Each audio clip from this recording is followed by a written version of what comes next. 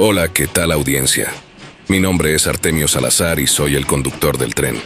Un día más les doy la bienvenida a este su programa, El Maquinista Historias de Terror. Así que prepárense un café, pónganse los audífonos y disfruten este relato.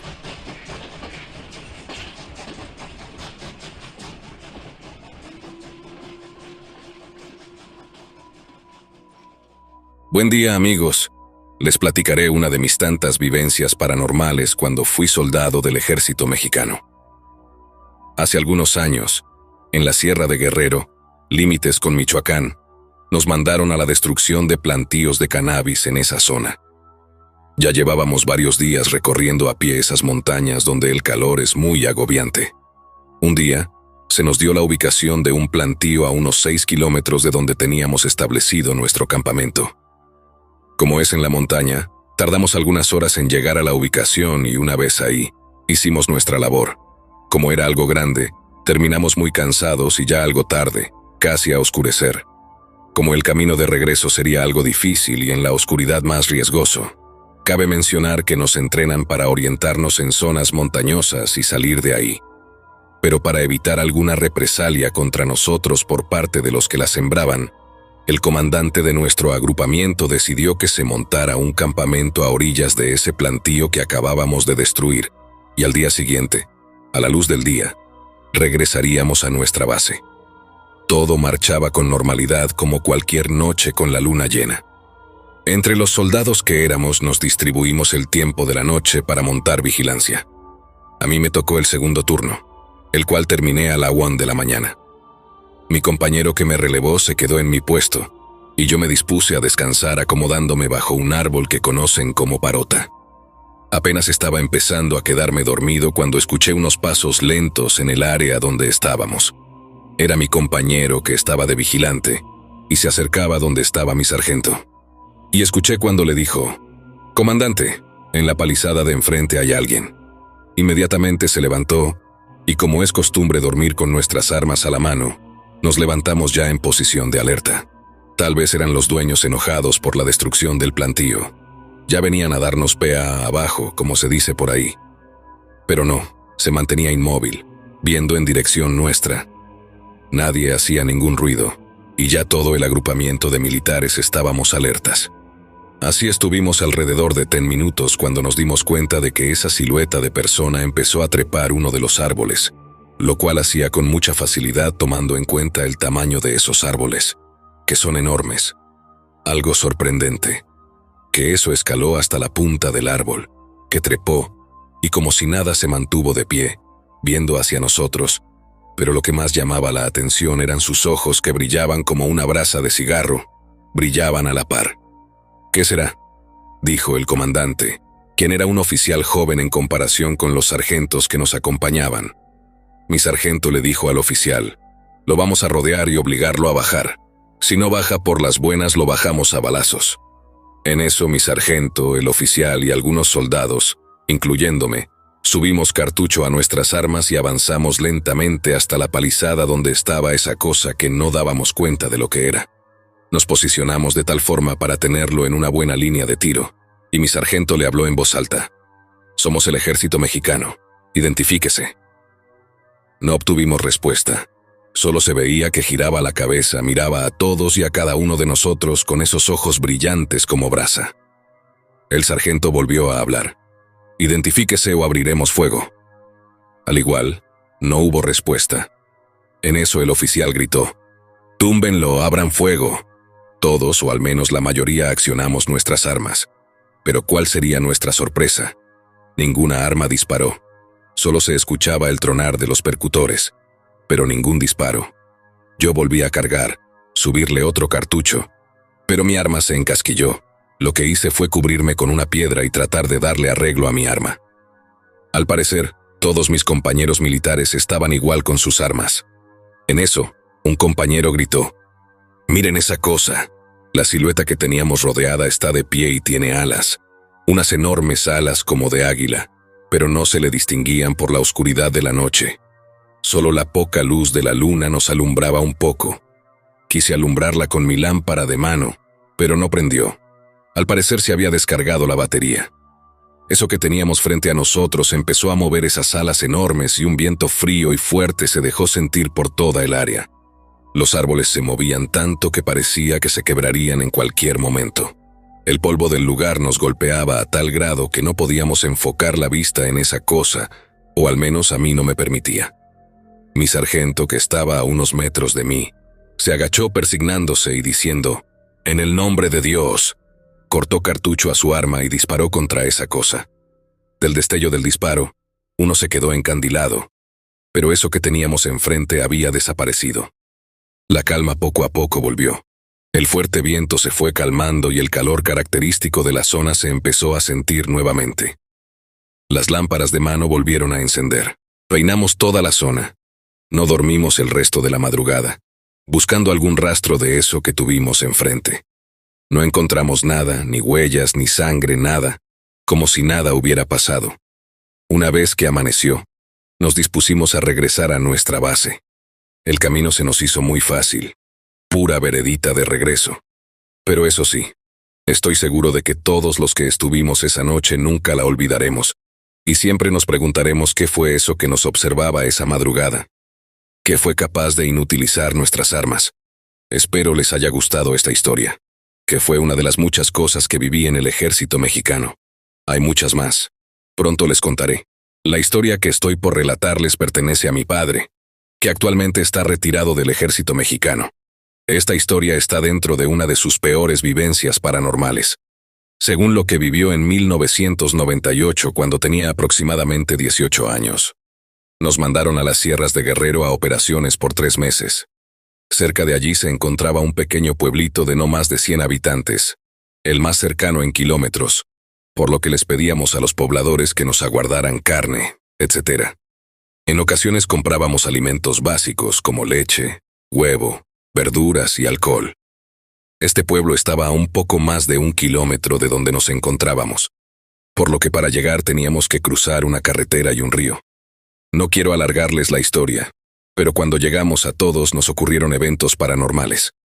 En una ocasión, 2 soldados fueron a comprar alcohol, por lo que regresaron a las 10:30 a 11 de la noche. Era una noche de luna llena, y había muchos árboles muy grandes, no recuerdo el nombre, con ramas sin hojas o con las mínimas, por lo que la luna lograba alumbrar el camino. No estaban muy lejos de donde nos encontrábamos cuando uno de ellos vio un pequeño perro y le dijo al otro, «¿Si ves a ese perro?». Y el otro le contestó que sí. Bromearon entre ellos y se acercaron para tomarlo, pero frente a sus ojos el perro comenzó a crecer muy rápido, espantando a uno de ellos. Uno apunta con su arma y dispara, pero la bala no detona y el otro se desmaya. El otro grita, «Ahora sí te cargo la chingada». Besa un rosario de la Santa Muerte que tenía en el cuello y dispara, hiriendo al perro. El resto, al escuchar las detonaciones, iniciaron el protocolo que corresponde y al llegar, encuentran a un soldado desmayado y otro intentando despertar al compañero. Llevaron a ambos al pueblo para curarlos del espanto, y el resto de la noche estuvo sin novedad. Limpiamos los restos de sangre y buscamos al perro, pero encontramos a un burro herido con 2 hoyos de bala, pero lo dejamos pasar, pues creímos que no tenía nada que ver. Días después hablamos con una viejita que nos vendía cosas y nos dijo que un viejito amaneció muerto por balas. También nos comentaba que se rumoreaba que eran brujas o nahuales. Al día siguiente me tocó ir por agua a un río que estaba a 20 minutos. Había ido con 2 compañeros mientras platicábamos, mirábamos a todos lados, siempre alerta. De la nada aparece un viejito caminando muy rápido y al llegar a nosotros nos dice, «A ustedes los asustaron, ¿verdad?», mientras sonríe de una manera extraña. «No, mi jefe, a nosotros los soldados nada nos asusta», respondí. «¿Seguros?», respondió. «Tengan cuidado, este es un lugar maldito. Al lado del río se aparece una vaca con cola de víbora. Los que la ven no vuelven a ser vistos y en las noches salen muchos nahuales o brujas». Y vaya que tenía razón. En las guardias de 3 horas que tenía recuerdo que escuchaba a la Llorona lejos, pero sabía que pasaba por un camino que estaba como a 5 metros de mí. Solo me tocaba cerrar los ojos y rezar lo poco que me sabía o ver toros grandes con ojos rojos. Era una tortura estar ahí, pues no podíamos dormir o hacer guardia tranquilamente al sentirnos observados o la aparición de estos seres. En una ocasión estaba de guardia y vino mi sargento a ver cómo iba, pero estaba muy borracho y me encontró dormido. Me regañó y después se sentó a mi lado. Dice que de un momento a otro oye las hojas quebrarse frente a él. Camina lentamente con su arma al origen del ruido y ve un perro de tamaño mediano. Intenta pegarle con la boca del arma, pero en eso el perro voltea a verlo con ojos rojos y el arma inexplicablemente se entierra en el suelo. Intenta sacarlo desesperadamente mientras el perro lo mira. Después el perro se da media vuelta y sigue su camino, y ahí es cuando logro sacar su arma. Después me despierta asustado, pero no me dijo nada. Solo siguió revisando que el resto de la guardia estuviera en orden. Los siguientes días el sargento dejó de comer por completo y comenzó a vomitar verde demasiado. A los 3 días lo llevaron a curar al pueblo y la viejita le dijo que había visto al mismo diablo y que tenía suerte de sobrevivir. Otra cosa que ocurrió mientras estábamos ahí era que una lechuza se paraba todos los días a la misma hora a observarnos. Un día un compañero le dice al capitán: «Capitán, permiso para tumbar a la lechuza». Él le dice que sí y la mata con su arma. Al día siguiente se le enterró una vara en el brazo, pero ésta se infectó formándose una bolsa llena de pus, y ésta con los días empeoró, a pesar de que el de sanidad hacía lo mejor para curarlos. Así que el de transmisiones pidió un traslado para el cabo, llevándolo a un hospital. No sé si tenía algo que ver, pero fue demasiado extraño. Otra cosa fue que había un soldado que andaba con una muchachita del pueblo, pero después nos llegó el cambio, por lo que la dejó embarazada y sin hacerse responsable. Dicen que la muchacha se dedicaba al ocultismo, por lo que después la vida del soldado se volvió un infierno. Perdió a sus 2 hijas en un accidente automovilístico. Su esposa murió de cáncer y él tuvo que someterse a una cirugía de columna, por lo que le dieron su retiro. No sé si las desgracias que ocurrieron en esos 3 meses tengan algo que ver con la gente de ese pueblo o los seres del bosque, pero sinceramente espero no regresar ahí nunca. Créanme que esto ocurre más seguido de lo que creen, pero muchas veces no se puede hablar de ello por miedo a que te tachen de loco. Tuve otras vivencias mientras estuve dentro. Espero contarles algunas y otras no pueden ser contadas. Les contaré una anécdota que nos pasó en la Sierra de Chihuahua, entre Durango y Sinaloa. Estábamos de operaciones en la Sierra de Chihuahua, cuando nos dieron las coordenadas de movernos a otro punto, el famoso Triángulo Dorado. Al concluir las tareas, se dio la orden de seguir por Durango y casi adentrándonos más en la sierra, nos cayó un aguacero. Estábamos a medio cerro, casi pasando las 3 horas entre lodo, viento y lluvia fuerte. Llegamos a la cima del cerro, serían entre las 17 o 18 horas. Estaba muy nublado y lluvioso el clima, cuando vimos que había 3 casas de madera, 2 chicas y la principal en forma de L. En esta última salía humo de la chimenea. Al tocar la puerta, nadie contestó. Nos asomamos y no había ningún cristiano en el interior de la casa. Entramos y no había nadie.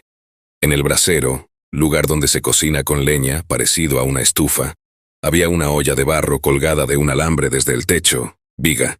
Había agua caliente y varios jarros con agua, muchos manojos de hierba, jarrones colgados, y un estante con vasos y platos de barro, pero nada más.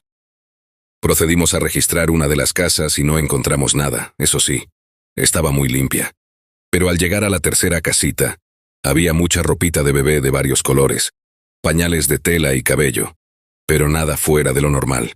Supusimos que se fueron y buscamos huellas que nos dieran alguna pista, pero solo eran las nuestras. Procedimos a quedarnos en la casa grande, y en la primera noche me tocó estar de guardia junto con otros 2 elementos. Se escuchó muy clarito que cayeron los jarrones de la cocina, y se quebraron. Me acerqué para ver que no fuera algún oso u otro animal, pero la puerta de la cocina estaba cerrada. Esta casa tenía 3 puertas que se comunicaban entre sí. No le tomamos importancia porque los otros 2 también se acercaron. Al día siguiente dimos parte. A la siguiente noche pasó lo mismo a la misma hora, las 3:30 de la madrugada. Se revisó y seguían las cosas en su lugar, y así pasó por los 4 días restantes. A las 3:30 se oía eso. Una sargento que nos acompañaba de sanidad nos dijo que las cosas estaban algo raras, y muy pesado el ambiente. Al 5.º día salió el sol y se puso muy bonito el día, y esperamos a que alguien llegara, pero nada. A la noche siguiente pasó lo mismo hasta que nos dijo el sargento que estuviéramos muy atentos y viéramos qué era eso. Bueno, esa noche salió la luna muy bonita, grandota. La luz era como el mismo sol. Al filo de las 12:30 se escuchó el llanto de un bebé que cada vez era más fuerte en una de las casas donde encontramos ropa de bebé.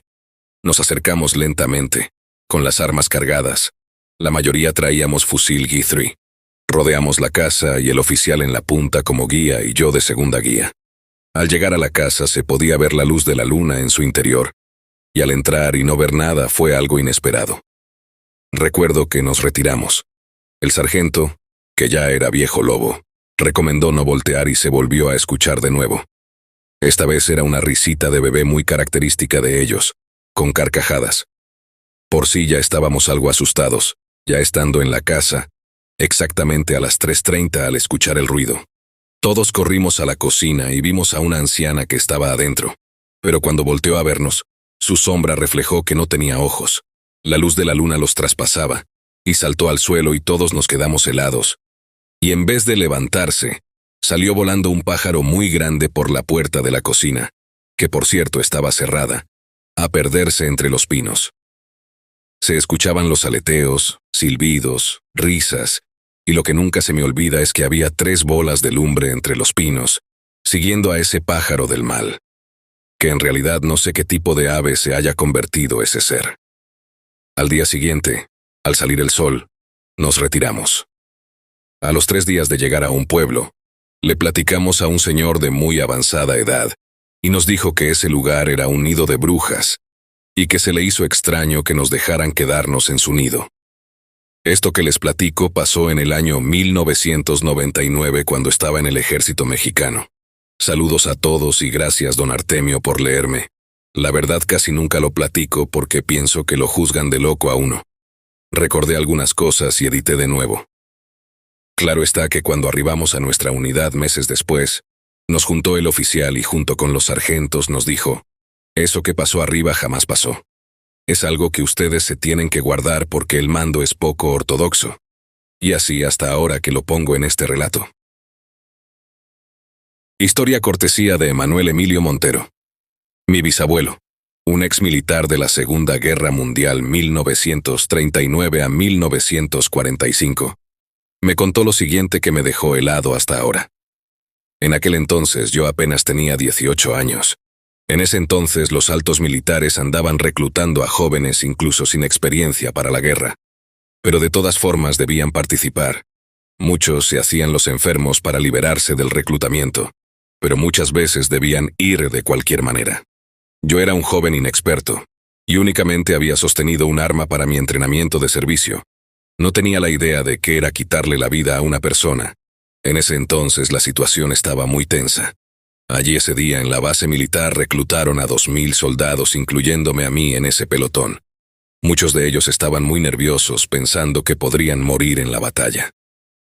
Antes de partir a los campos de combate nos permitieron despedirnos de nuestros familiares.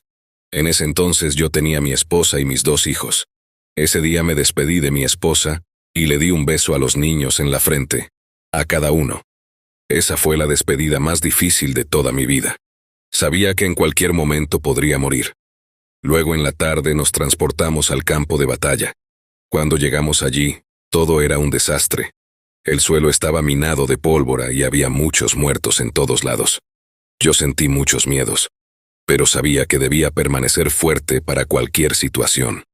En aquel lugar había grandes trincheras, y todos nos escondimos allí con los fusiles en las manos. M1 Garand. Esperando a cualquier ataque enemigo, cuando de repente se venía acercando un pelotón del equipo contrario. En ese momento nuestro líder llamado Ricardo dio la orden para que disparáramos. En ese momento le entramos a plomo a ellos. Muchos cayeron abatidos y otros escaparon muy heridos. De mi equipo cayeron 18 soldados. Ese enfrentamiento había sido un desastre total. Pero debíamos permanecer en las trincheras. Yo por primera vez sentí la muerte muy cerca. Y a la vez, la adrenalina de haberle quitado la vida a alguien. En lo personal no me agradaba la idea, pero era mi obligación como soldado. La noche se aproximó y la oscuridad estaba muy intensa. Únicamente se podía percibir un ambiente inquietante, y la sensación de que allí habían muerto varias personas era algo que hacía la noche aún más escalofriante. Yo tenía un mejor amigo llamado Eric, y él había llevado un poco de alcohol y empezamos a tomar algunos tragos, no para embriagarnos, sino para tratar de relajarnos en esa noche tan pesada, pero debíamos mantenernos muy alerta. En cualquier momento podríamos ser sorprendidos por los grupos enemigos. Esa noche amanecimos por turnos. Al otro día el ambiente seguía pesado y nos ordenaron reunir a todos los muertos del grupo enemigo y quemarlos. A los muertos de mi grupo los enviaron a sus familiares. Algo muy triste. El día transcurrió, y para matar el tiempo contábamos algunos cuentos y anécdotas de nuestra vida. Éramos un grupo muy unido. Aparte de las anécdotas, también lamentábamos la muerte de nuestros compañeros. Ellos tenían esposa e hijos esperándolos en su hogar. Ese día llegó un camión con alimentos. Aunque la comida era poca, al menos nos sostenía en ese momento. En ese tiempo se pasaban muchas hambres, pero algo era mejor que nada.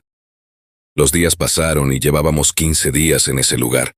Yo estaba ansioso por regresar a casa. Me hacían falta mi esposa e hijos, pero en la próxima semana regresaríamos a casa y luego iría a otro pelotón. Ese día pasó muy rápido y se aproximó la noche. Como las noches anteriores muy frías y un ambiente pesado, yo me encontraba acostado en la trinchera al lado de mi amigo Eric, cuando de repente nos empezaron a atacar. De pronto todos nos pusimos alerta y empezamos a disparar. Pero luego de unos minutos mi equipo estaba cayendo abatido.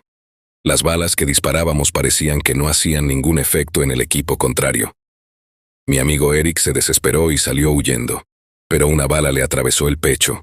En ese momento yo observé el cuerpo de mi amigo, pero tenía un enorme agujero. No parecía una bala común. Mi pelotón observó eso y se sorprendieron mientras no dejaban de disparar. Cada segundo contaba y cada vez un miembro de mi equipo caía abatido.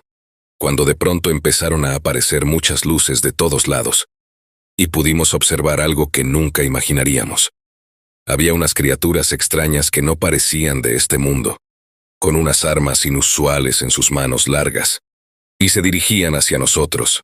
De un momento a otro en el cielo salió de repente un platillo volador gigante. En ese momento salíamos huyendo de allí. Nuestro líder Ricardo se quedó observando a aquellos mientras los demás corríamos. Solo observamos cómo se abrió la puerta de debajo de aquel platillo y consumió al líder por completo. Eso nos dejó petrificados. Luego aquellos desaparecieron, y las criaturas se marcharon también. Esa noche fue inquietante y nunca imaginamos que podríamos encontrarnos con algo de esa magnitud. De 2000 soldados solo sobrevivimos 145. Esa noche fue un desastre total. Luego nos mandaron a buscar desde la base militar, y nadie se atrevió a hablar de aquellos por muchos tiempos. Aún estábamos procesando todo, e incluso muchos compañeros se suicidaron del impacto que nos causaron aquellas criaturas y ese platillo volador.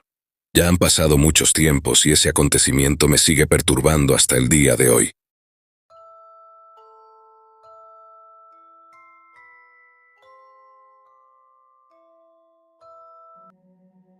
Hola, don Artemio. Espero que se encuentren muy bien. El día de hoy quiero platicar algo que mi tío me contó y que la verdad me dejó muy intrigada. Pues mi tío es de esos hombres muy firmes y que jamás dirían algo si no ocurrió, y más tratándose de un tema muy delicado que incluso le hizo derramar lágrimas. Así como muchas personas, durante la cuarentena me quedé sin trabajo y por lo mismo ya no me fue posible pagar la renta.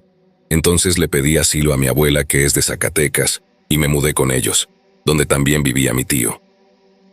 Un día, siendo muy de noche, nos habíamos desvelado viendo la película de Señales, que es una de mis favoritas, y fue en la escena donde el alien cruza caminando ante la cámara, que vi que mi tío se inquietó. Le pregunté si estaba bien y me dijo que sí, que solamente se le había acordado algo. No me quedé con las ganas de saber qué ocurría, pues él por muchos años había sido militar, y todos sabemos que ellos tienen infinidad de historias que contar, y fue por eso por lo que con mucha insistencia le pedí que me contara. Al principio se negó, pero mi insistencia terminó por convencerlo y fue esto lo que me dijo. Recuerdo muy bien ese día 24 de agosto del año 2006. Llegué a mi batallón listo, pues unos días antes nos habían avisado que el batallón al que pertenecía Saldría a la sierra de Sinaloa en busca de plantíos y combate contra el crimen organizado. Alistamos nuestras cosas y todos salimos en convoy de cheyennes y endinas. Llegamos a Sinaloa en la madrugada. Nos asignaron dónde descansar, y después de unas horas de descanso, nos asignaron las coordenadas de dónde iríamos a realizar la quema. Salimos hacia allá después de varias horas de camino por terracería y caminos peligrosos. Llegamos a un pueblito. Omitiré los nombres de los lugares por respeto a mi trabajo y seguridad. En ese pueblito pasamos a comprar provisiones y de ahí seguimos nuestro camino hacia el siguiente pueblo, donde nos brindaron dónde dormir en una escuela primaria rural. Al final de la escuela había un peñasco y abajo, a 8 metros de altura, pasaba el río. Llegamos y nos acomodamos. Los oficiales dormían en los salones, nosotros los sargentos en los pasillos y los soldados en el patio. Los soldados empezaron a montar guardia. Toda esa noche y día estuvo muy tranquilo. Salíamos a dar rondines a las colinas y quema de plantíos, todo de acuerdo con el plan que llevábamos. Llegó el penúltimo día de estar ahí. Ese día nos fuimos a bañar y a lavar al río para poder regresar cómodos y tranquilos. Cayó la noche, y Páez, otro soldado apodado el Bocas, y el soldado Báez montaron la primera guardia de 3 horas. Los demás nos fuimos a descansar. Algunos platicaban al lado de la fogata. Llegaron las 12 de la madrugada, y el sargento con apellido Solís y yo fuimos a ver cómo iba la guardia, si todo estaba tranquilo. Llegamos donde ellos estaban, cruzamos palabras un poco y de pronto, de una esquina de la primaria, del lado de afuera de la tela que la cercaba, rodó una enorme roca, pero esta era completamente circular y negra. Lo hacía despacio, pero su movimiento era extraño, pues pareciera que tenía voluntad propia. Pero era imposible, pues se trataba de una piedra. Con mucha intriga, apuntamos con la lámpara hacia esa esquina, y vimos una silueta. Pero la silueta no era nada parecido a algo de este mundo. Claramente pudimos observar que lo que sea que fuera esa cosa no era humano. Quiero aclarar que la lámpara que usamos para esa misión es una lámpara táctica de uso exclusivo militar. Y es que hay que hacer esta aclaración porque la potencia de la luz es tal que no se recomienda apuntarle a alguien con los ojos abiertos por mucho tiempo, o corre el riesgo de causarle una ceguera temporal y hasta permanente en casos. Sin embargo, fueron varios minutos que alumbré a esta cosa, pero ella ni siquiera se inmutó y pude ver bien su extraña apariencia. Trataré de ser lo más detallado posible para describir lo que se encontraba de pie frente a nosotros, aguantando sin problemas la potencia de la lámpara. Solo de recordarlo siento como la piel se me hace de gallina, pero esto fue lo que vimos. Se trataba de un reptil combinado con la forma humana. Su piel era escamosa, de un tono verdoso o marrón, adaptada para el camuflaje. Era como si tuviera un traje militar y al parecer resistente al ambiente. Sus ojos eran alargados y similar a la de un lagarto o una serpiente, y reflejaban el brillo de la lámpara de una manera anormal. Las fosas nasales eran más alargadas y estrechas que las de un humano, recordando a las de un reptil. Su mandíbula era prominente, con dientes afilados y puntiagudos. Los dientes pude verlos, pues la cosa esa sonreía al vernos en shock. Su cráneo era más alargado y anguloso que el de un humano, con crestas o protuberancias óseas similares a las de ciertas especies de reptiles. Como si se burlara de nuestro miedo, sacó la lengua que era similar a la de una serpiente partida en 2. El humanoide tenía garras en manos y pies, así como una cola larga y musculosa. En resumen, yo creo que se trataba de un alien o un hombre reptiliano, pero definitivamente estaba lejos de parecer algo de este planeta. Dentro de lo que pude me contuve de salir gritando, pero el soldado Páez se puso muy nervioso, casi al borde de la locura, cuando le dije: «Cálmate, güey. Debemos mantener la calma y no alarmar a los demás por algo tan tonto. Puede ser solo nuestra imaginación. Cálmate». El humanoide brincó como a 1 metro de altura y reía a carcajadas. Los soldados de la guardia y nosotros, los sargentos, estábamos atónitos, confundidos. En eso, aquel ser quedó quieto y dijo con una voz espeluznante: «Ustedes siguen». Y luego se tiró al suelo y corrió hasta la peña donde cayó al río. Lo más terrorífico de esto fue que esa cosa corrió de manos y pies. igualito a como lo hace un lagarto, y a su paso realizaba un ruido descomunal, sobre todo al arrastrar su gran cola. No podíamos dejar que algo así nos detuviera. A primera hora cargamos nuestras cosas en los vehículos militares y nos preparamos para partir. El sargento Solís nos dio unas palabras de aliento, tratando de infundirnos un poco de valor en medio de toda esta locura. Pero en el fondo, sabíamos que las cosas nunca volverían a ser iguales después de lo que habíamos visto. El viaje de regreso fue tenso y silencioso. A medida que nos adentrábamos en la sierra de Sinaloa, todos estábamos alerta, conscientes de que algo no estaba bien. Era como si estuviéramos siendo observados, como si algo estuviera acechando en las sombras del bosque. Solís intentaba mantener la calma, pero podía ver la preocupación en sus ojos. Mientras el sol brillaba en lo alto, el convoy avanzaba sin descanso hacia su destino. Todos nos estábamos preparando para lo que fuera que nos esperara, sabiendo que el camino por delante sería difícil. Y la verdad, los que habíamos visto ese reptil nos encontramos agobiados esperando que saliera en cualquier momento. Pero lo que ninguno de nosotros sabía en ese momento era que lo peor aún estaba por venir. Después de varias horas de viaje, nos detuvimos en un claro del bosque para pasar la noche. La oscuridad nos rodeaba y prendimos una fogata. Mientras nos preparábamos para acampar, una sensación de inquietud se apoderó de nosotros, como si estuviéramos siendo observados por ojos invisibles en la oscuridad. Solís reunió al grupo y nos recordó la importancia de mantenernos alerta. No sabíamos qué nos esperaba en esta tierra salvaje, pero estábamos decididos a enfrentarlo juntos, como un equipo unido. Montamos guardia en turnos, vigilando el perímetro del campamento en busca de cualquier signo de peligro. Ya estaba bien entrada la noche y sinceramente no recuerdo bien la hora, pero en medio de la oscuridad, escuchamos como algo comenzó a hacer ruido con fuerza entre los árboles y la hierba. La verdad, sentí mi sangre helarse, pues el sonido se me hizo muy similar a cuando aquel ser corrió hacia el peñasco y le pegaba con la cola a todo lo que estuviera a su alrededor. De repente alguien del grupo gritó que había visto una figura deslizarse entre los árboles, y todos nos pusimos en alerta máxima, con los nervios a flor de piel, hasta que vimos la figura y la seguimos con atención. Con un gesto de Solís, nos adentramos en el bosque, con los corazones latiendo con fuerza en nuestros pechos.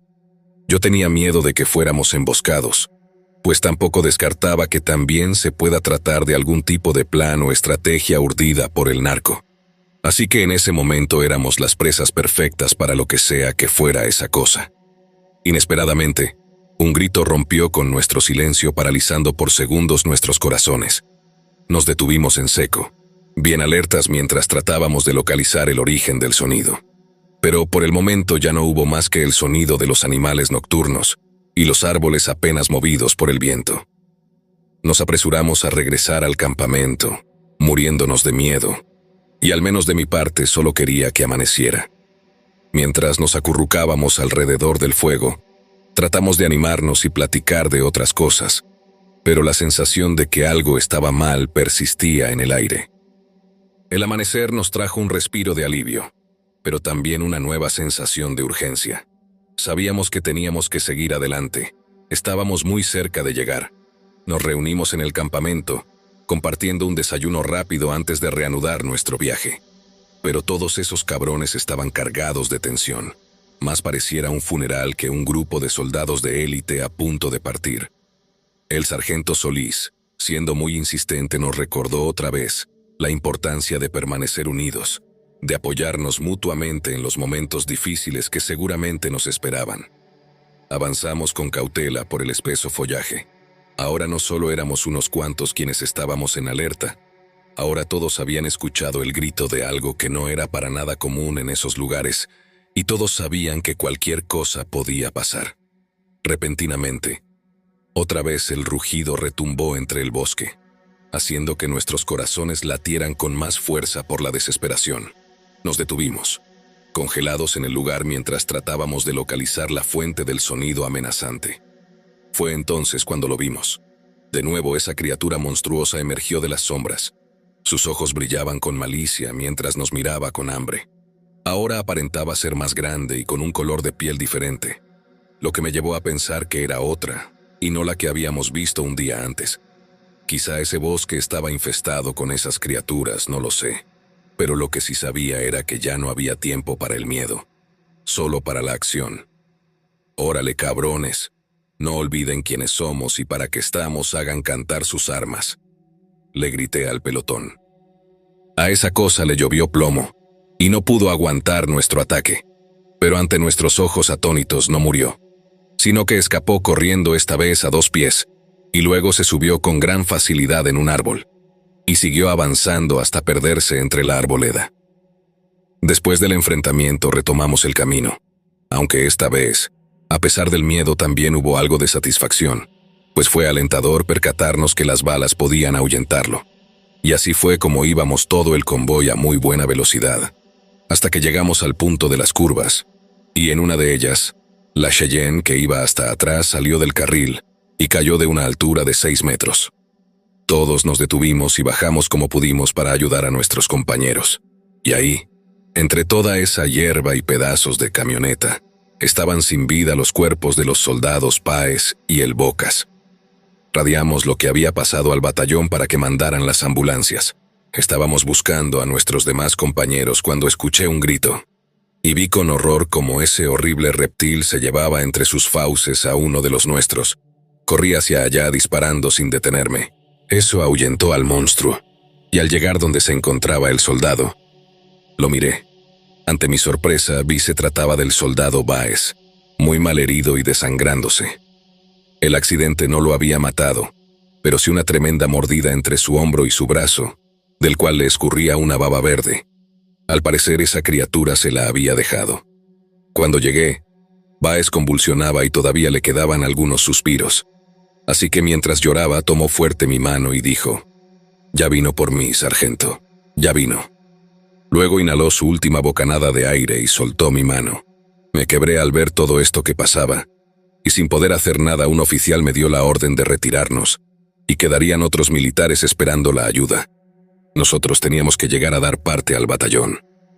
En todo el camino no pude dejar de pensar en todo lo que pasó, y que esa bestia en forma de lagartija se había llevado a Báez, y no dudaba de que él mismo fuera el causante del accidente. Siguiendo con las indicaciones del oficial, unos cuantos se quedaron a esperar la ayuda y nosotros seguimos nuestro camino. Antes de llegar a nuestro destino nos detuvimos a refrescarnos en un pueblo vecino. Allí compramos unos refrescos en una tienda, y el muchachito que me atendió al parecer estaba alucinado por vernos. Comenzó a hacerme muchas preguntas, pero decidí ignorarlo. La verdad no tenía cabeza para nada. Pero fue cuando mencionó algo sobre los ojos de iguana que me captó la atención, y le pregunté de nuevo acerca de lo que me había dicho. Le pregunté si habían venido a acabar con los ojos de iguana, jefe. Dijo el muchacho ante mi duda. Entonces le dije que no sabía de lo que me estaba hablando, pero tuve curiosidad, y le cuestioné acerca de quiénes eran los ojos de iguana, y entonces me contó algo macabro que tenía que ver directamente con lo que nos había ocurrido. La verdad, jefe, yo no los he visto, pero mucha gente asegura que viven en el bosque. Creo que ya se han estado yendo porque cada vez escuchamos menos de ellos. Dicen que son unas cosas grandes que caminan de pie como lo hacemos los hijos de Dios. Pero ellos son feos, parecen unos iguanos con la piel escamosa y colmillos fuertes. De hecho, a veces se han encontrado animales mordidos por esas cosas. Es fácil de saber cuándo ellos fueron quienes hicieron las mordidas, porque dejan una baba, a veces verde y a veces amarilla. No sabemos qué es lo que quieren, pero han llenado el bosque de piedras circulares, completamente circulares. Yo pienso que es algún tipo de señal para alguna invasión o algo así, pues he visto en el Facebook unas noticias de que en otras partes del mundo han encontrado otras piedras circulares, y nadie sabe quién o quiénes la hicieron. No hubo más preguntas de mi parte. Solamente le dije al muchacho que todo aquello era interesante. Le pagué y me fui. Ya de allí directo al batallón. En ese momento mi tío terminó su historia, y sí vi que sus ojos quedaron vidriosos. No quería seguir agobiándolo con ese tema, pues se notaba a leguas que era algo que le causaba dolor. Y para finalizar le pregunté si nunca más supieron más acerca de esas cosas. Él me dijo que no. Sus superiores mandaron gente a investigar todo lo que estaba ocurriendo allí. Pero todo lo que se encontró Fue material clasificado y con respecto al accidente, pues pasó lo mismo de siempre. Indemnizaron a los familiares de las víctimas, les hicieron un homenaje póstumo y se cerró el caso como un accidente mientras defendían a la patria. Eso sí, mi tío me dijo que nunca esperemos que estas historias salgan en las noticias, pues eso nunca va a ocurrir.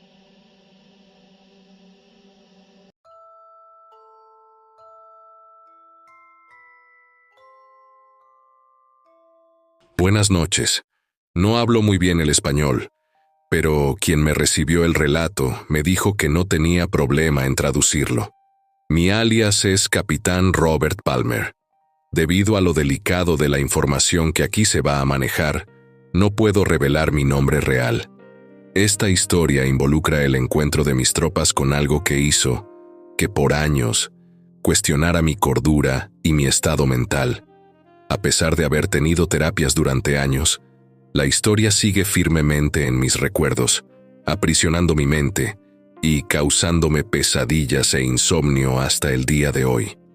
Durante la Guerra del Golfo, me desempeñé como teniente de caballería motorizada del 60º Regimiento Blindado. Éramos un convoy compuesto por fuerzas aliadas y afganas en labores diversas para garantizar nuestro libre tránsito en la zona de Kabul, organizar el transporte de material y efectuar labores de reconocimiento, extracción de civiles, entre otras actividades, específicamente con movilizaciones nocturnas prácticamente a paso silencioso sobre la arena desértica. Habíamos pasado meses de calor infernal, arañas camello, suciedad, rosaduras en la piel debido a la arena y las quemaduras por el sol, sin mencionar los pies destrozados debido al agreste clima, sin olvidar la vigilancia minuciosa en caso de emboscada, pues estábamos en territorio talibán. Soy veterano, ya no era un veinteañero cuando este inusual hecho ocurrió. Nuestro plan era llegar a Kabul en el menor tiempo posible, pero nuestro guía, a quien llamaré Mustafa, constantemente estaba nervioso, debido a que por las noches lo observaba llenando una tras otra su pipa de tabaco y algo de opio, lo que indicaba que presentía algo. En una noche en vísperas del 4 de julio, nos detuvimos en unas ruinas que, según Mustafa, eran los vestigios de un antiguo templo dedicado a deidades ya olvidadas. Nos contó que incluso los talibanes son peores que los cristianos al destruir la fe de los demás. Arrasan con todo lo que vaya en contra de sus creencias, destruyendo y quemando casas, templos y todo cuanto esté fuera de su entendimiento. Por ello, todos esos templos están ahora en ruinas. Aquí estaremos a salvo, me dijo Mustafa. Hace mucho que no vienen y no tienen a qué volver. Aquí solamente hay escorpiones y una que otra serpiente, pero no se meterán con nosotros si no las molestamos. El problema es cuando estemos cerca de Kabul, especialmente al pasar por Mosaji. A simple vista es un poblado como cualquier otro, pero los muyahidines cuentan cosas. Quizás para usted, teniente, sean locuras de pastores o campesinos, pero son historias que marcan a la gente del desierto, y usted mismo ha visto que es muy difícil espantar a esos locos. Vamos, Mustafa, le dije a mi guía y amigo. Sabes que mi familia es americana. Sé que las leyendas tienen mucho de real. Mi familia también cuenta cosas aterradoras y, a pesar de que aún no he atestiguado nada por el estilo, ni quiero averiguarlo, sé bien que son ciertas. Vamos a ver qué nos depara el último tramo hacia nuestro destino. Mustafa sacó una botella de arak, que es una especie de licor anisado para alegrar el espíritu, y brindamos por nuestra última misión. La mañana del 3 de julio de 2006 llegamos a un lugar llamado Ainak. El personal ya estaba harto, yo estaba fastidiado y Mustafa vociferaba en árabe o algo así.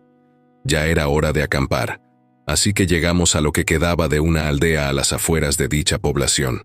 Para nuestra buena fortuna, Mustafa y sus hombres encontraron una noria que tenía agua fresca, deliciosa, y bendita agua fresca. Así que finalmente abastecimos nuestras alforjas, nos aseamos, y Mustafa preparó un plato exquisito llamado kebab.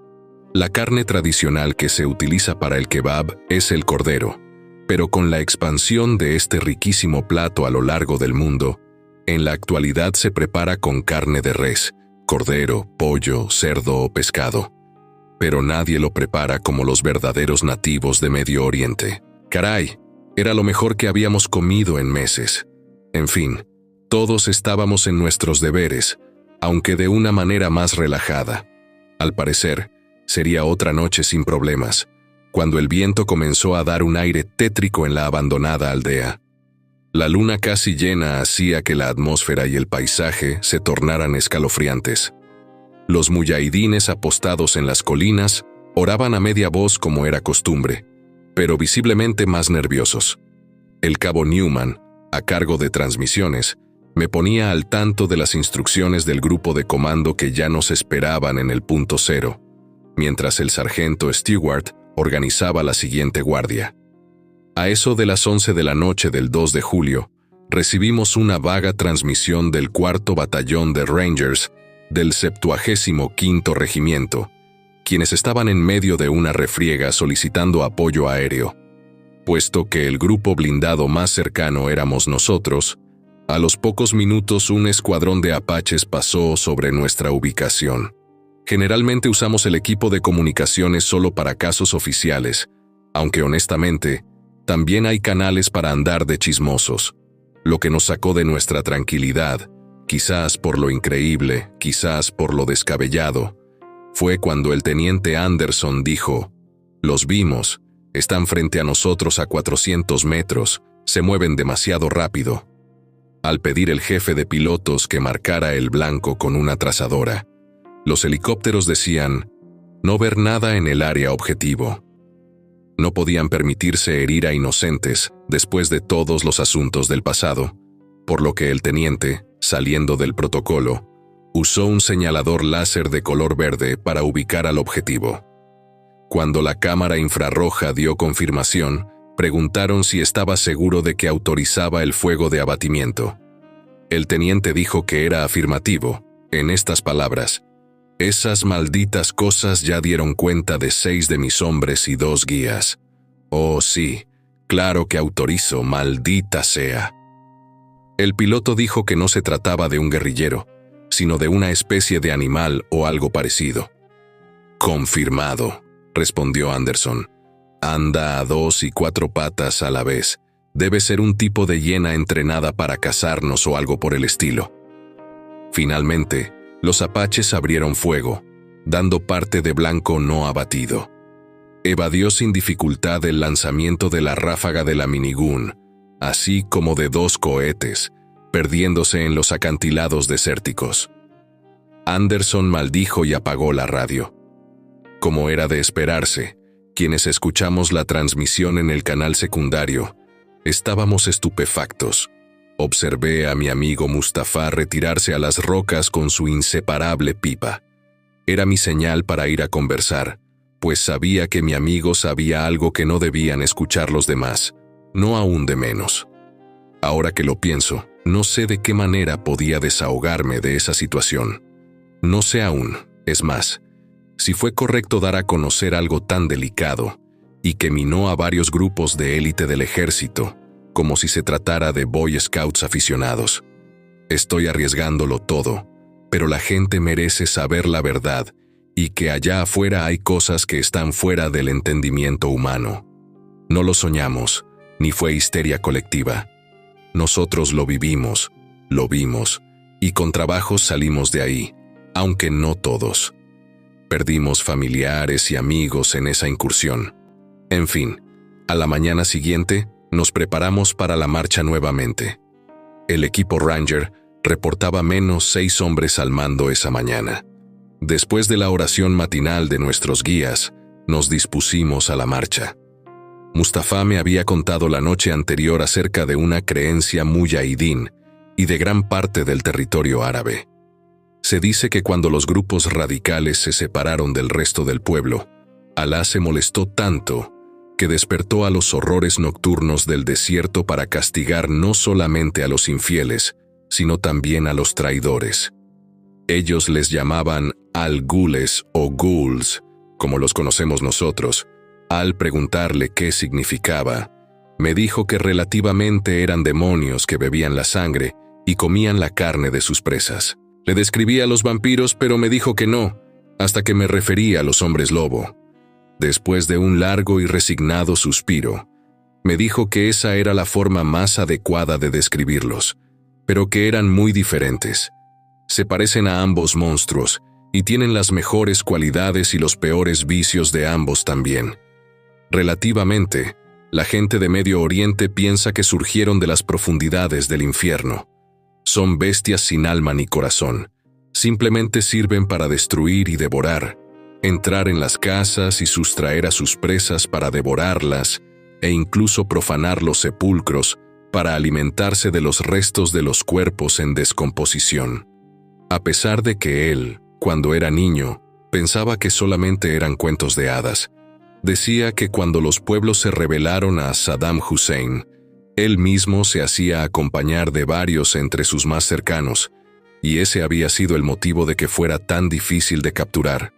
Posteriormente comentó que la mayoría de las desapariciones sin explicación se les atribuyen a esas extrañas criaturas. Esa tarde, avanzamos hasta Baggai. Faltaba poco para llegar hasta nuestro destino. Las colinas nos servían de cobijo, pero al mismo tiempo eran una insondable pecera. Si decidieran emboscarnos, sería como dispararle a peces en un barril. Pero nuestros guías eran leales y extremadamente hábiles, por lo que nos sentíamos a salvo y a buen recaudo. Asimismo, ellos contaban con nuestro respaldo y la amistad entre varios de nosotros. El primer estremecimiento nos llegó a las 18 horas del 3 de julio. En la lejanía se escuchaba el viento con fuerza.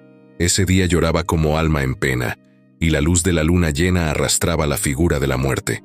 Entre el lúgubre ulular del viento, un aullido o bramido intenso venía en dirección de Mosaji, justo en nuestro camino. De repente lo vimos. Era un camarada herido. Venía caminando lentamente, como perdido, tropezando y cayendo en momentos, como si le hubieran abandonado o algo peor. Inmediatamente nos pusimos en alerta, pero para nuestra sorpresa, se trataba del teniente Anderson. Venía desarmado, descalzo, insolado, deshidratado y hambriento, desfallecido por el largo tramo que había vuelto sobre sus pasos, a pesar de que su unidad había pasado ese punto días antes, y para colmo gravemente herido y sin el brazo derecho. Al llegar, lo sostuvimos Mustafa y yo. «Anderson, ¿qué pasó? ¿Por qué no estás con tu unidad?», le pregunté. El comandante Anderson nos dijo que se habían quedado sin municiones ni pertrechos debido al zafarrancho de la noche anterior. Solicitó refugio, pero se lo negaron. Así que, gracias a los cascos azules de la ONU, quienes afortunadamente iban pasando a unos 1500 metros, él cubrió el escape de sus hombres, así como de varios aldeanos heridos por el ataque de esas criaturas. Al hacerlo, vio que una de esas cosas iba detrás de ellos, así que pidió un arma y atrajo a esa bestia hacia él, permitiendo que sus amigos pudieran escapar a salvo. «Un capitán siempre se hunde con su barco, hermano», fueron las últimas palabras del valiente capitán Anderson, quien recibió el ascenso y la medalla al valor más allá del deber en carácter póstumo. Los ánimos bajaron al mínimo permisible cuando, de repente, Mustafa gritó tanto a sus hombres como a los míos que no podíamos permitirnos que la moral bajara. Así que todos al unísono gritamos el famoso Allahu Akbar, cuya traducción sería «Alá es el más grande» o «Dios es grande».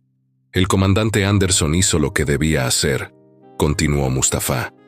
Por el bien de los suyos no podíamos despreciar ni desperdiciar su sacrificio. Al contrario, debíamos honrar su valor y dar caza al Ghul, vengar a nuestro amigo caído o morir en el intento. Nos atrincheramos tras los blindados. Esa cosa se escuchaba a lo lejos. Sabíamos que venía siguiendo el rastro de Anderson.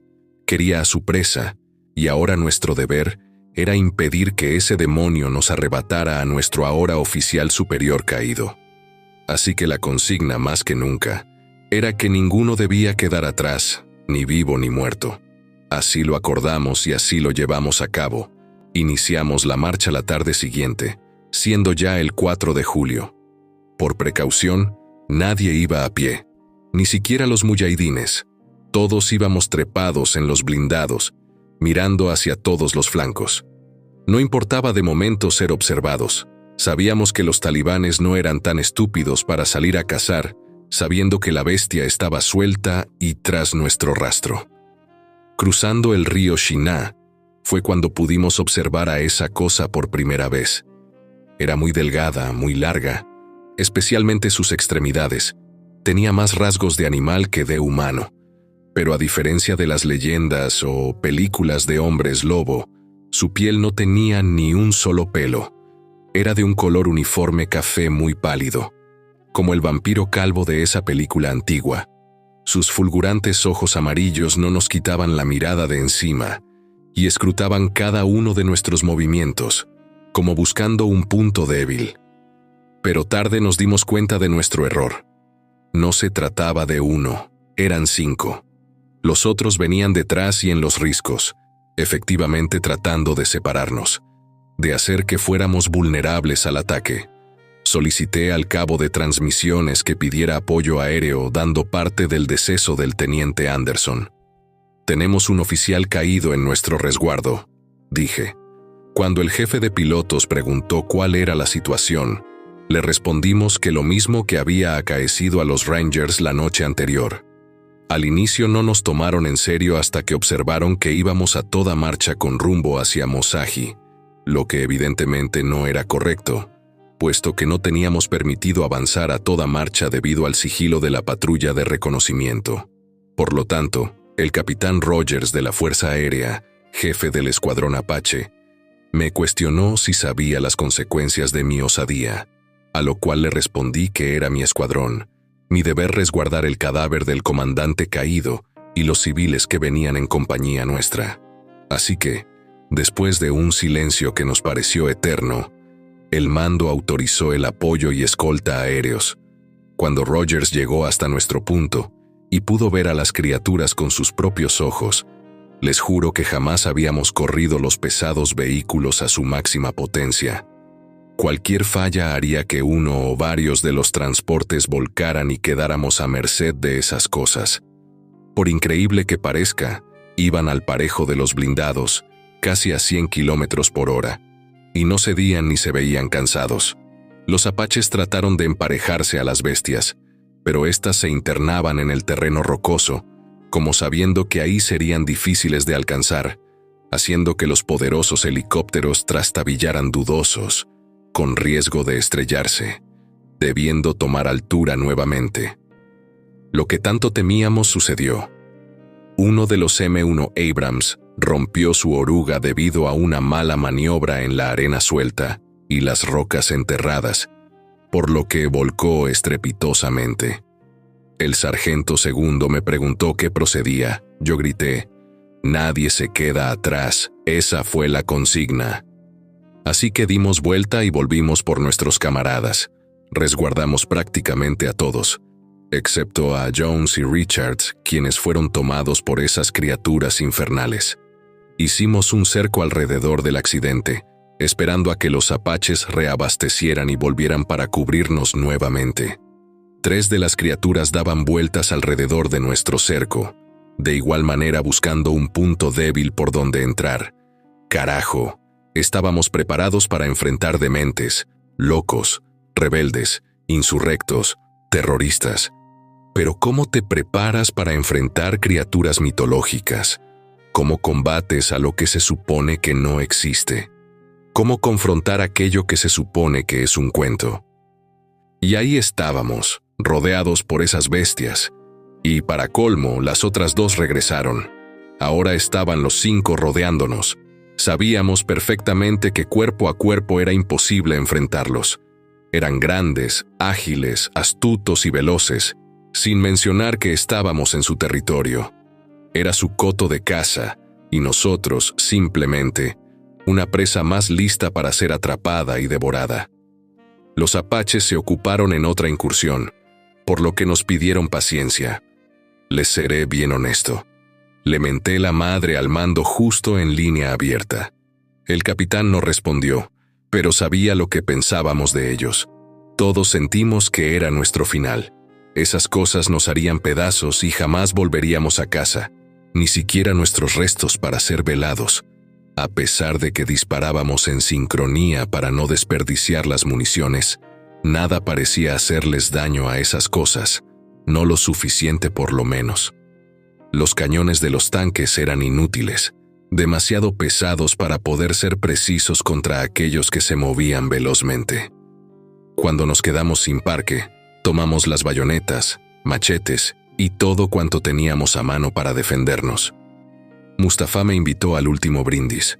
Sonriendo me dijo, «Ten una larga vida y una digna muerte». Y sin más, él y sus hombres se arrojaron hacia las criaturas, lanzándose como los guerreros legendarios de su pueblo, empuñando sus yihad, las espadas que los llamados guerreros de Dios usan para la batalla y que dan el nombre a su famosa Guerra Santa. El sacrificio de tan buenos amigos y tan nobles caballeros nos dio el tiempo suficiente para llevar a los heridos a los demás vehículos y emprender la huida nuevamente a toda marcha. Faltaban interminables kilómetros que se nos hacían eternos, mientras esas malditas fieras nos pisaban los talones. ¿Qué haremos, teniente? Nadie tiene parque y esas cosas nos están alcanzando, me decía el sargento Richards, mientras una poderosa ráfaga pasaba encima de nosotros, dando cuenta de dos bestias que quedaron hechas pedazos ante los embates del poderoso GAU-8 Avenger del teniente Lockwood en su A-10 Thunderbolt de apoyo aéreo. El A-10 es un avión antiguo, pero es el apoyo aéreo de peso completo desde Vietnam hasta la fecha y nunca ha fallado en su misión. Sus cartuchos de 20 milímetros de uranio empobrecido hacen polvo todo lo que tocan, incluso la acorazada piel de esas bestias.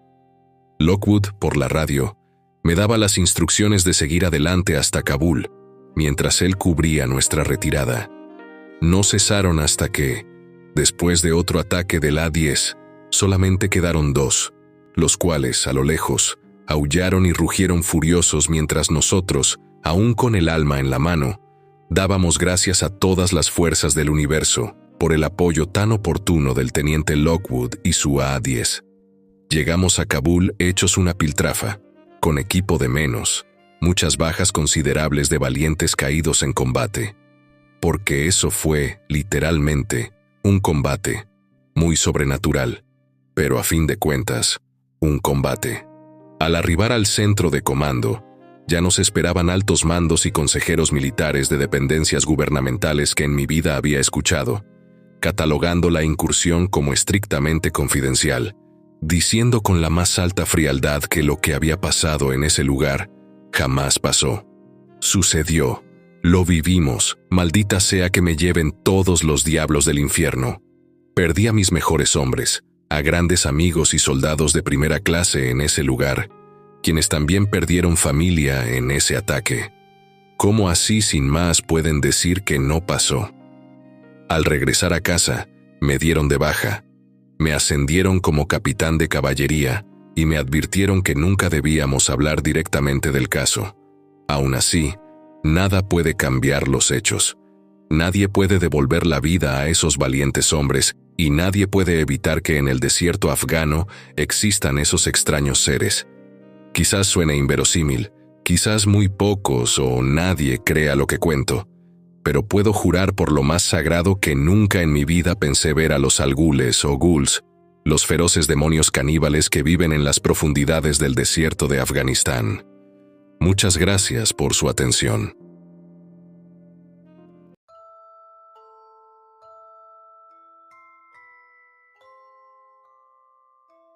Hola, yo soy Cecilio, un humilde campesino que vive en un pueblo en medio de la selva maya, y quiero contarles una historia que me pasó hace muchos años, cuando yo era joven. Esta no es una historia cualquiera, y comprendo que mucha gente incluso se ría de mis palabras, pero eso no me quita lo vivido. Una terrible experiencia de miedo, sangre y muerte. La historia de un vampiro. Cabe mencionar que nosotros siempre advertimos a la gente curiosa que, en alguna misión, encomienda o por ocio, se desplaza hacia esos lugares que para mi pueblo son sagrados, pues nuestros ancestros eran sabios, y ellos, al igual que nosotros, sabían del misticismo y peligro que representa visitar esos sitios sin permiso y sin algún sacrificio a cambio. Todo empezó cuando, en una tarde apacible, el sonido de los motores hizo que toda la gente saliera a ver lo que estaba ocurriendo. Por esa zona no era nada común ver pasar algún tipo de vehículo de combustión. Y es por ello por lo que cuando uno llegaba, la gente chismosa salía a ver de quién o qué se trataba. Recuerdo que con admiración observaba cómo 2 camionetas de llantas enormes y pintadas de un verde que se camuflaba con los colores de la selva, hacían su recorrido por las carreteras de tierra blanca, llevando sobre ellas a hombres fuertemente armados de aspecto muy rudo. Los hombres se habían detenido a media marcha y se estacionaron frente a mi casa para preguntarle a mi viejo si no había estado por allí un grupo de exploradores. Mi viejo les contó todo lo que sabíamos al respecto. Los arqueólogos habían entrado a nuestro pueblo como cazadores de zonas arqueológicas y preguntaban si había alguna brecha para poder adentrarse al corazón de la selva. Mi padre le explicó el camino a cambio de unas monedas, pero también les advirtió que no era una buena idea que se adentraran a esos sitios sagrados, y mucho menos sin un guía, pues hacerlo solos era un acto demasiado peligroso. Los arqueólogos ignoraron las advertencias de mi padre y solamente se hicieron de algunas provisiones extras para posteriormente marcharse. Pero eso había ocurrido hace ya varios días y no habíamos vuelto a saber nada de ellos. Y aunque no le dijimos a los militares, todos sospechábamos que iba a ser imposible encontrarlos con vida. Luego de escucharnos, se marcharon sin tan siquiera dar las gracias. Ellos se veían muy seguros, pero nosotros sabíamos que por más rudos o entrenados que estuvieran, serían presa fácil para cualquiera de los peligros que en el monte habitan. Esa fue la última vez que los vimos juntos, pues según ellos fueron a salvarlos, pero tampoco volvieron. Nadie sabía qué les había pasado. Nosotros nos preocupamos, porque como bien dije antes, la selva es peligrosa. Hay muchos animales bravos como jaguares, serpientes y cocodrilos. También muchas enfermedades como la malaria y el dengue. Pero sobre todo, hay muchos espíritus y demonios, de los cuales yo había escuchado muchas historias de la boca de los sabios de mi pueblo. La selva no es para los hombres, es para los dioses. Unos días después, decidimos ir en búsqueda de los soldados y los arqueólogos. Tal vez estaban vivos, tal vez necesitaban ayuda. Éramos 10 campesinos, con machetes, escopetas y linternas. Entramos a la selva por la mañana, siguiendo las huellas de los carros militares. Caminamos mucho hasta que llegamos a un lugar donde había un claro. Ahí vimos algo horrible, algo que nunca voy a olvidar. Primero vimos humo, situación que nos puso en alerta y apresuramos el paso. Luego, en las laterales de las brechas, vimos una de las camionetas volcada y la otra completamente calcinada. Con algo de temor, nos acercamos hacia la camioneta volcada para verificar si aún se encontraba alguien ahí que pudiera necesitar nuestra ayuda, pero no encontramos nada más que sangre por todas partes. Desde ese momento, supimos que algo no andaba bien, y algunos de los campesinos se dejaron llevar por el miedo y la desesperación de tal forma que decidieron regresar al pueblo para no poner en peligro sus vidas. Luego de todo, yo pensaba que tenían razón.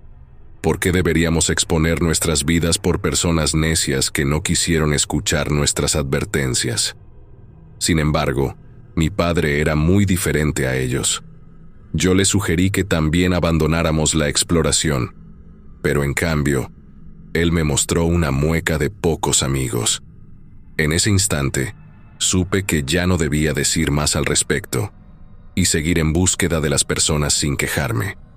Después de una larga caminata sin indicios de nada, llegamos a una zona despejada de árboles y allí vimos lo que en el fondo todos imaginábamos.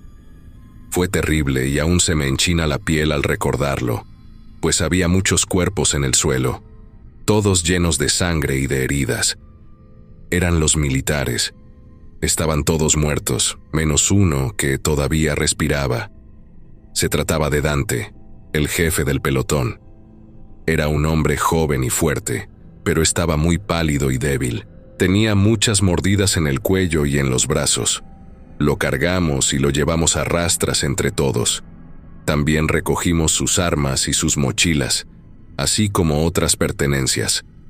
Fue en ese preciso momento que de una de las mochilas sobresalía un diario. Lo tomé, lo abrí y vi que estaba firmado por Dante.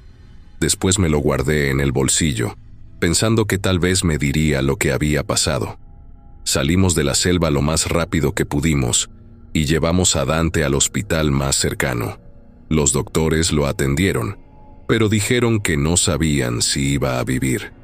Nosotros nos quedamos con él esperando noticias, pero los doctores nos dijeron que mejor fuéramos a descansar, pues ellos ya habían avisado a las autoridades.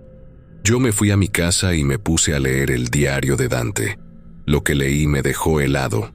El hombre contaba todo el horror que habían vivido en la selva, cómo habían encontrado a los arqueólogos muertos y cómo habían sido atacados por un vampiro.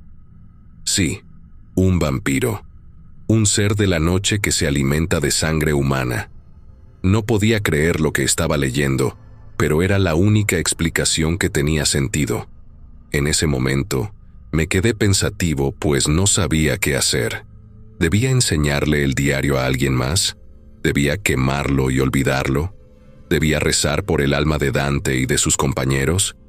¿Debía tener miedo por mi propia vida? No lo sabía. Solo sabía que tenía miedo, mucho miedo. Seguí leyendo el diario, queriendo saber más sobre el vampiro que los había atacado. El militar decía que se llamaba Camazotz y que era un dios maya, un dios antiguo y malvado que se alimentaba de la sangre de los humanos y los animales. Pero como otros más, había sido olvidado por el tiempo, aunque seguía vivo en la selva. Dante contaba que había aprendido sobre Camazotz gracias a los arqueólogos que habían encontrado la pirámide. Los arqueólogos habían descubierto que la pirámide era en realidad un templo dedicado al señor de los murciélagos y la noche.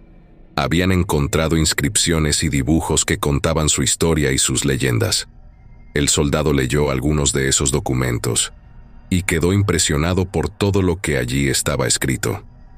Según los documentos, Camazotz había sido un rey maya que había reinado hace miles de años.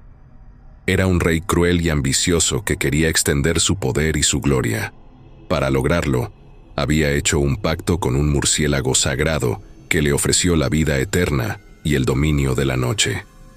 El rey, presa de su ambición, aceptó, bebiendo la sangre del murciélago para sellar el pacto, y así se había convertido en el primer vampiro, el cual se autoproclamó como Camazotz, amo y señor de los murciélagos.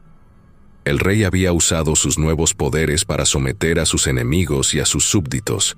Exigió sacrificios humanos y animales para saciar su sed de sangre. Debido a su ego, mandó a construir un templo en la selva para adorarse a sí mismo y a su murciélago.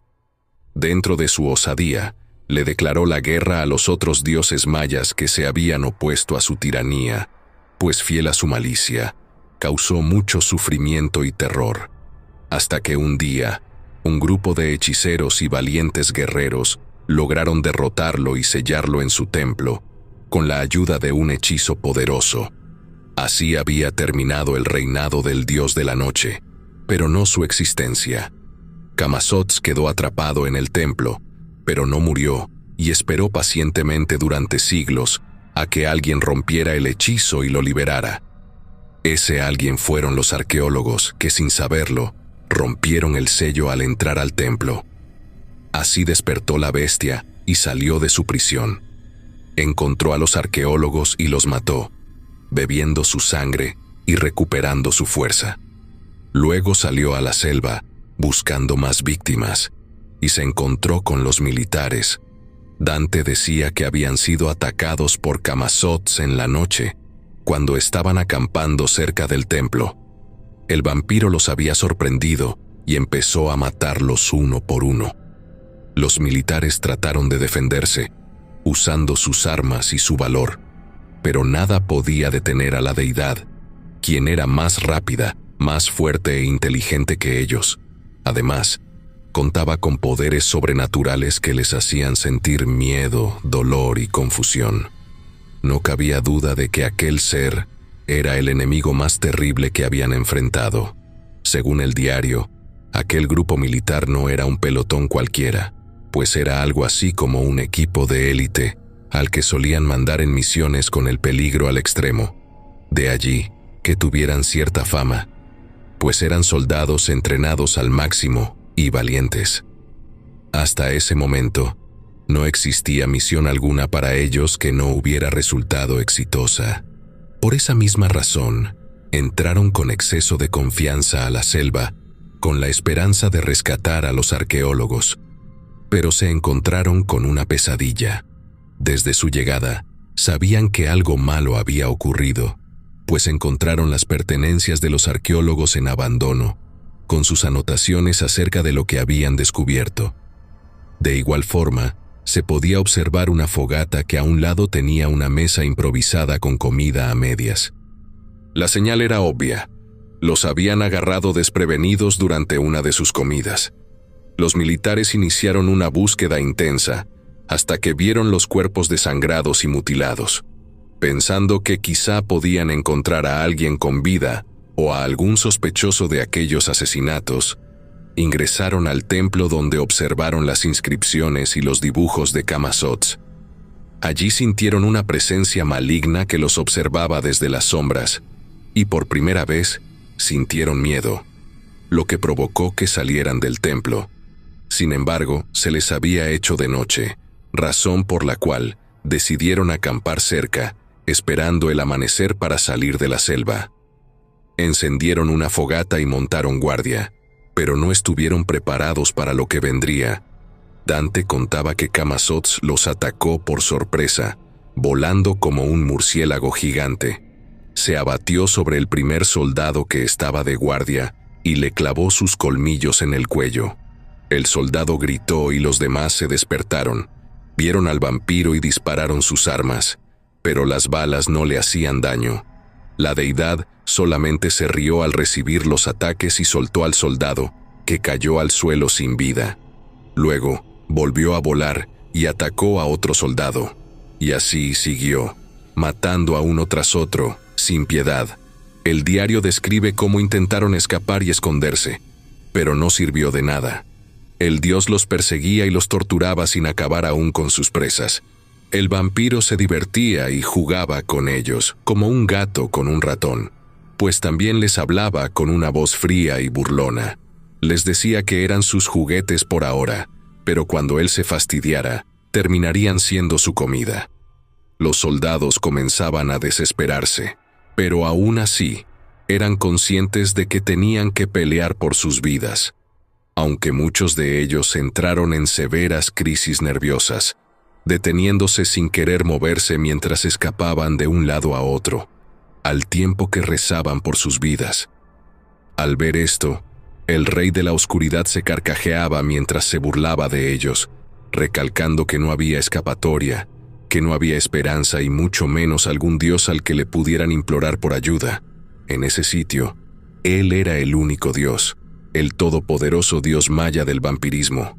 Uno por uno fueron sucumbiendo ante el despiadado vampiro, hasta que a fin de cuentas solamente quedaron 5 guerreros, justamente los más hábiles, valientes y fuertes. Cuando Camazotz atrapó a una más de sus víctimas, voló lo más alto que pudo, tratando de postrarse en dirección de la luna. Desde allí, se pudo ver cómo en un principio chupaba al militar, quien a pesar de que gritaba desesperadamente y le disparaba a quemarropa con una escuadra, no lograba infligirle daño alguno. En cambio, este cambió el ataque de sus colmillos por severas mordidas que arrancaban grandes trozos de carne en cada intervención. Básicamente, el demonio se había devorado vivo al pobre militar.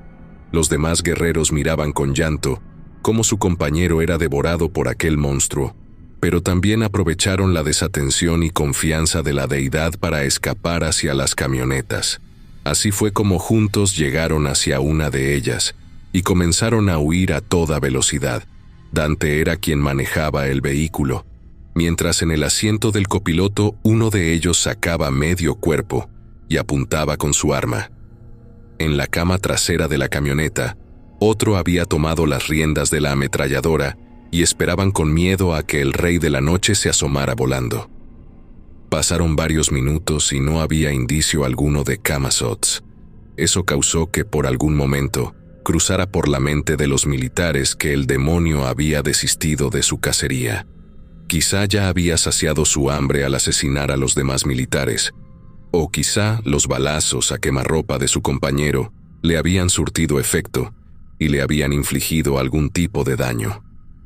Para entonces, los rostros serios ahora habían cambiado por sonrisas, pues los soldados comenzaban a dar por hecho que lograrían escapar. Tristemente, ese pensamiento estaba alejado de la realidad. Primeramente, se trató de un zumbido. Posterior a ello, escucharon a los árboles sacudirse ante los embates de ventarrones que evidentemente eran producidos por algo de gran tamaño. Los militares se colocaron en posición de combate y Dante pisó el acelerador hasta el fondo, sabiendo que esto igual era peligroso, pues por la deplorable condición de la brecha en cualquier momento podrían volcarse. Sin embargo, morir en un accidente era una forma más honorable y menos dolorosa que morir siendo el eslabón más débil de la cadena alimenticia, lo que significaba perecer cruelmente entre las fauces de la bestia, sirviendo como su alimento. Los ventarrones cada vez eran más fuertes y de un momento a otro, Camazotz emergió volando entre la oscuridad de los árboles.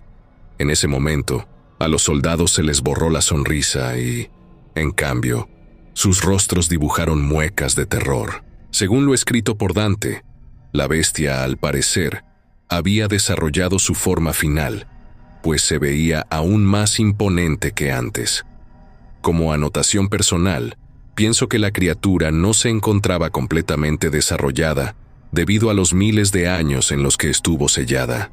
Pero ahora, después de haberse alimentado de los antropólogos y militares, seguramente había alcanzado su grandeza, que lo había caracterizado en sus épocas de esplendor, cuando era capaz de aterrorizar incluso a otros dioses.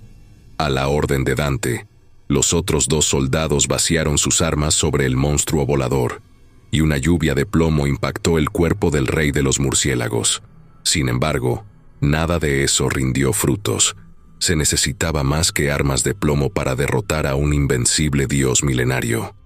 La deidad sobrevoló la camioneta y con sus garras tomó de la cabeza al soldado que manipulaba la ametralladora. Luego voló por los aires y entre las penumbras solo se alcanzaba a escuchar cómo el hombre gritaba implorando por su vida. Pero fue cuestión de minutos que el grito se convirtió en chillidos ahogados. Eso significaba solamente una cosa: la bestia le había destrozado la tráquea. Después de eso, el vampiro regresó a toda velocidad y con un ala golpeó la camioneta, la cual cedió, como si se tratara de papel ante la fortaleza del dios. Este golpe causó que Dante perdiera el equilibrio y provocara la volcadura del vehículo. Después del accidente, Dante había sufrido heridas mínimas, lo que ocasionó que se pusiera de pie y desenfundara su pistola con la que apuntaba por todos lados, esperando que Camazotz se apareciera. Para bien o para mal, su compañero había fallecido en el accidente. Al menos no había tenido una muerte tan cruel como la de los demás militares. En ese momento, solamente Dante había quedado con vida, pero sabía que era cuestión de tiempo para que la perdiera. No obstante, ya no sentía miedo, pues también morir luchando como parte del honorable ejército mexicano era algo heroico. Como si hubiera invocado al vampiro con su pensamiento, Camazotz aterrizó frente a él y, sin pensarlo, Dante realizó varios disparos que obviamente rebotaron en su áspera piel. El dios de la noche solamente sonrió y se acercó a él lentamente. Justo cuando tuvo de frente a la bestia, El rugir de un motor lo hizo despertar del shock que comenzaba a provocarle tener a ese monstruo enfrente. Como pudo, se lanzó a un lado de la vereda, cayendo dentro de una zanja. Para su sorpresa, la camioneta sobrante era manejada por uno de los militares que no había muerto, pero que se notaba muy malherido. Aquel soldado estaba seguro de lo que debía hacer, y por ello en ningún momento tuvo la idea de intentar huir. Su objetivo era claro: impactar al demonio con el vehículo para hacerlo pedazos. El vampiro aguantó confiado el terrible impacto, pero al producirse la colisión, se desencadenó una explosión colosal que provocó un estruendo, que seguramente se pudo escuchar en poblados aledaños. Dante, quien se encontraba a salvo gracias a la zanja, cayó en cuenta de que aquella camioneta que ahora se encontraba consumida en llamas traía consigo un gran cargamento de granadas, y era por ello que había provocado una explosión como nunca había visto. Después de unos minutos, el militar salió de su escondite, cansado y herido, pero dispuesto a llegar al poblado por ayuda.